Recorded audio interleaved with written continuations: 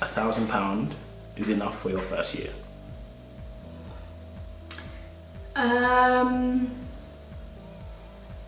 Oh, I don't know. Have you spent more than £1,000? No, I have not. I don't think so. Thinking about it, I don't think so. It depends on what you're doing, really. What do you mean? So like, if you're, for example, if you're going out all the time, that's obviously a lot of money gone, or a lot of expenses.